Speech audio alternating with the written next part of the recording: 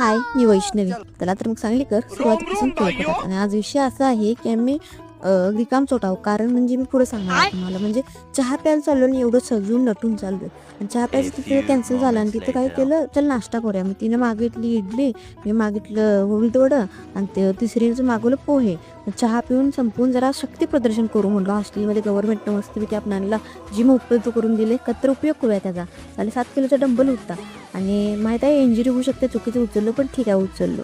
आणि आता हॉस्टेलमध्ये स्पोर्ट्स संपले, गॅदरिंगसुद्धा आहे, त्यात मी पार्टिसिपेट करायचं का नाही मला कमेंटमध्ये नक्की सांगा. नंतर मी बघा उचलून दाखवलं. शेवटी 3 वर्ष NCC केलं, जरा तरी का होण्यासाठी असेलच, ती पण चांगल्या रँकनं.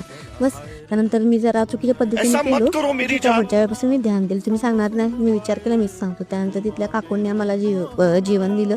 तिथं हॉस्टेलमध्ये राहतो ना, मग आई वडील तेच असतात, मग ते खूप समजून घेतात आम्हाला. बस त्यानंतर तिथं खाऊन आला आणि ओरांनी बसून खाल्लो आणि परत जरा फोटोशूट ते करून घेतलो. त्यानंतर मग संध्याकाळच्या टायमाला विधीला वाटेल झालं तर बरं, चल बाबा तुला दवाखान्यात टाकणार नाही, मग तू नंतर विषय हाड करतेस रात्री 2-2 वाजता. दाखवायला गेलो आणि मग मेडिकलमध्ये गेलो. तिथं मला काय दिसते, बार्बी कोलगेट. म्हणजे काय, आम्ही तर राखत काय म्हणतात मीठ घालून दात घासलेली पोरं.